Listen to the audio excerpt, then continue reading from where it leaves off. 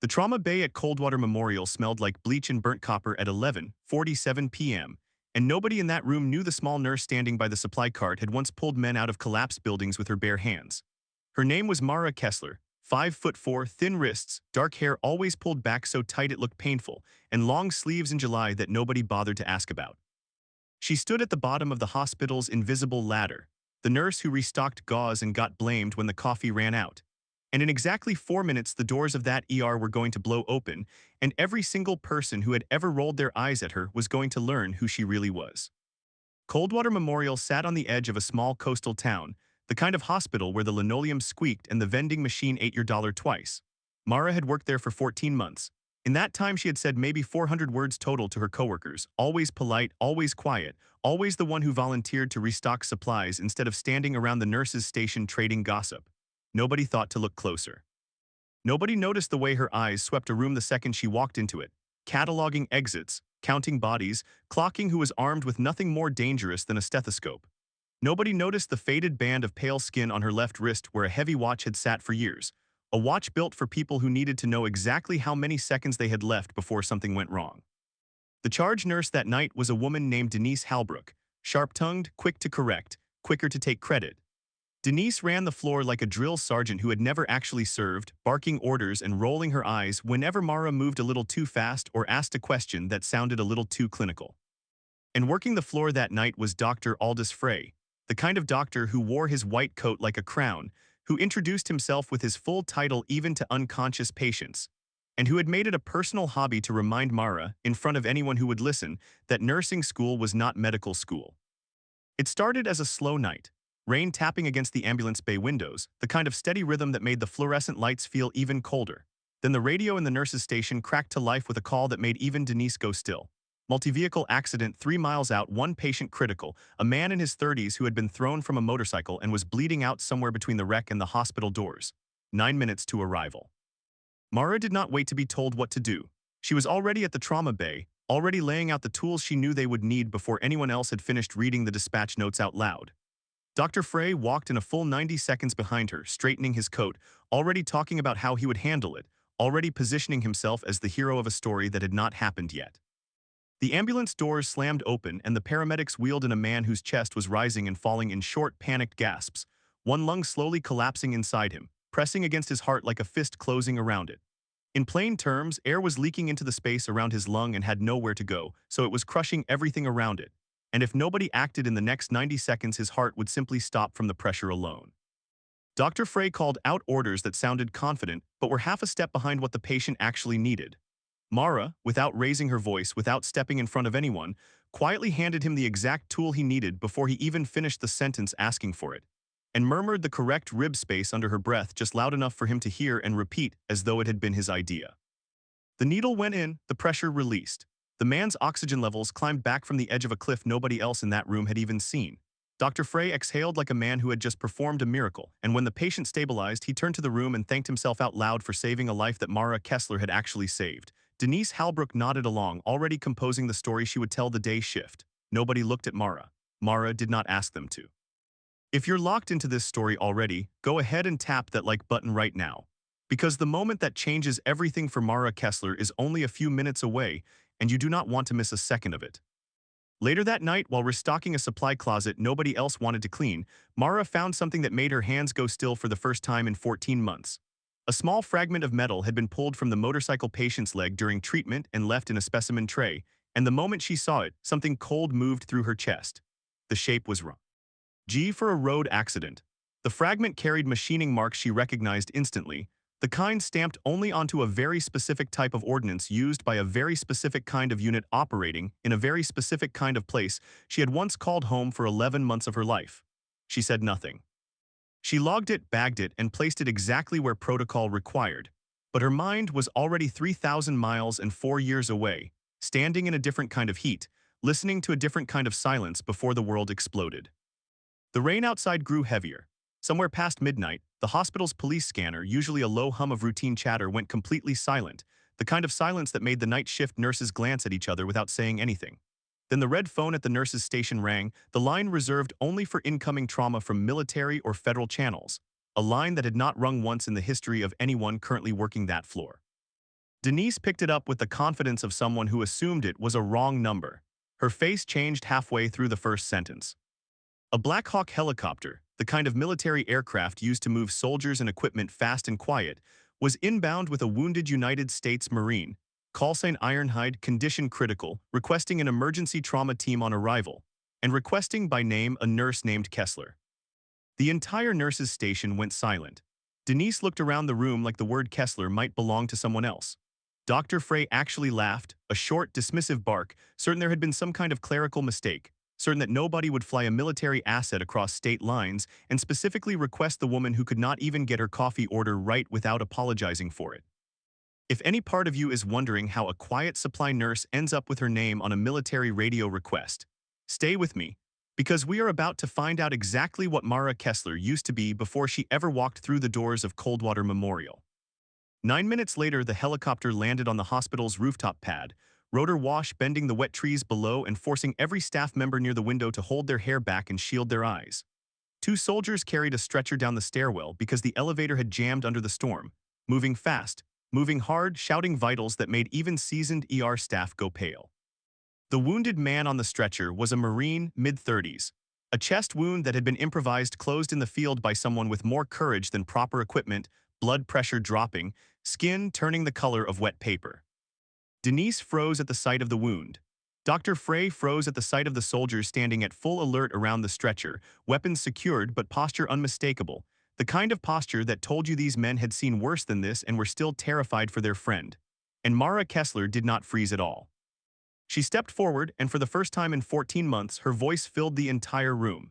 She called out the wound location, the estimated blood loss, and the exact intervention needed using terminology so precise that Dr. Frey actually stepped backward without meaning to. She was not asking permission. She was not waiting for Denise to assign her a task. She took command of that trauma bay the way a person takes command of a room they have owned 100 times before, in far worse conditions, with far higher stakes. If this story is doing what I think it's doing to you right now, make sure you're subscribed. Because the reveal that is about to happen inside that trauma bay is the entire reason this channel exists. The senior soldier standing guard over the wounded Marine looked at Mara Kessler for exactly 1 second longer than protocol required, and in that second, something passed between them that nobody else in the room understood. Recognition. Not friendship, not familiarity, but the unmistakable recognition of one operator identifying another. He said only one word before stepping back to let her work. Major. The room did not understand yet. Denise's mouth opened and nothing came out. Dr. Frey's clipboard slipped an inch in his hand. Mara ignored all of it because the wounded Marine in front of her was seconds from losing everything, and rank meant nothing when a person's chest was filling with blood faster than his body could replace it. She worked with a precision that silenced the entire trauma bay. Her hands did not shake. Her voice did not rise. She called for tools using their correct names, and her team, stunned into obedience, handed them over without question. She located the internal bleed using nothing but her fingers and years of instinct that no textbook could teach, and she closed it using a technique so far outside standard hospital procedure that two of the soldiers standing guard actually changed a look of quiet, disbelieving respect.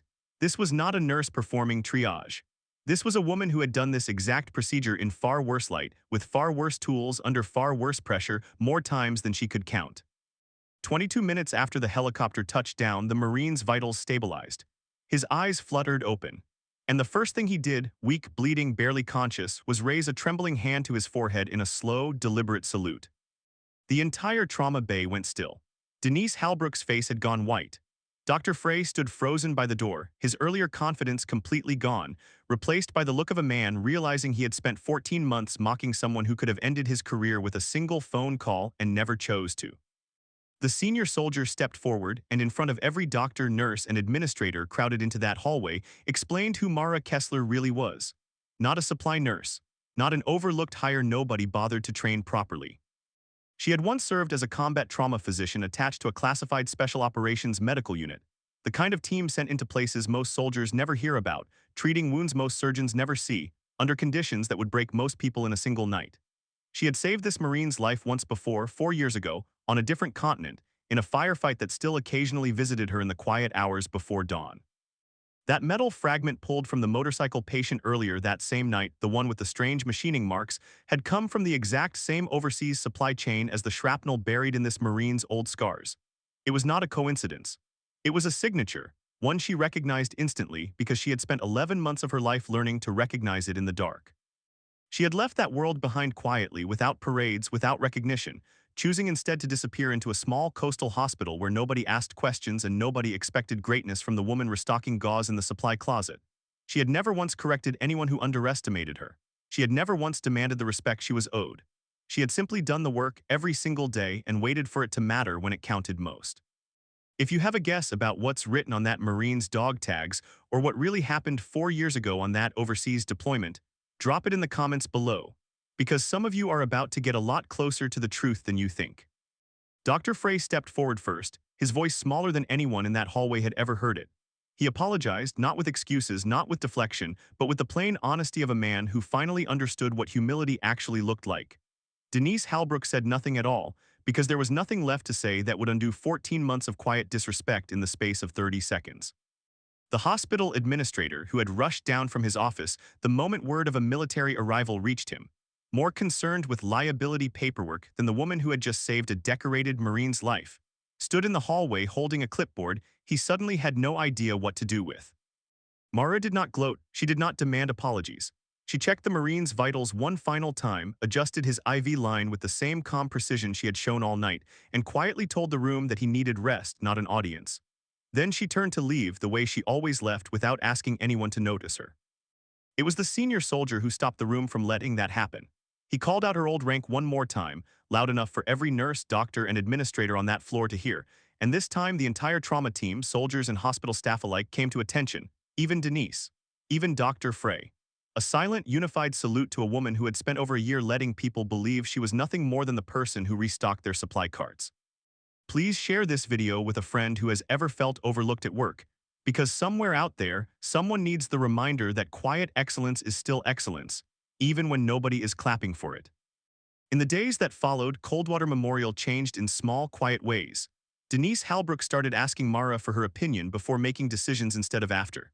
Dr. Frey, humbled in a way that clearly cost him something, began crediting Mara publicly for interventions she had quietly guided him through all along. Nobody threw a party. Nobody hung a banner. Mara would not have wanted that anyway.